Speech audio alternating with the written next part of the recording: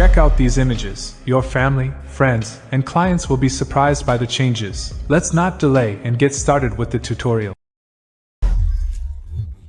Do you want to turn your friends and family's photos into 3D images that look like Pixar or Disney animations? Do you want to transform your customers' photos into anime and cartoon styles? Lensco AI's image-to-image feature allows us to change images to different styles with just a single click after uploading them.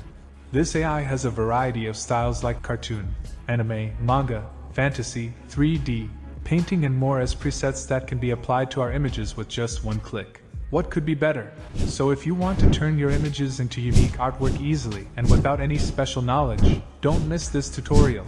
First, we visit the Lensco AI website. Now we are on the Lensco AI website. We sign up and create a user account, which is completely free. To access the image-to-image section, we can either click on the Restyle Photo thumbnail or select Create Image from the left menu.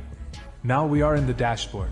In the left section, under the model category, we have access to presets such as anime, fantasy, 3D, and more, for image transformation. In the image dimensions section, we can adjust the image aspect ratio settings. A bit lower, in the number of images section, we can specify the number of images for each generation. Further down, there is a text box to enter prompts. With the Upload Image button, we can upload and modify desired images. I click on the Upload Image button, select an image from the hard drive, and upload it. Now, in the model section, I choose a preset, for example, Pixar style, to make the image resemble the 3D animations of that company. In the number of images section, I set the number of images for this generation to 4.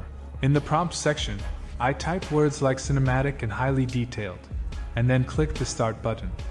After a short while, the images are generated. Now, I click on the images to review them and view them in a larger size. Below each image, there is an icon used for free image downloads. Now I try another style. From the model section, I choose vintage comic characters and click the Start button.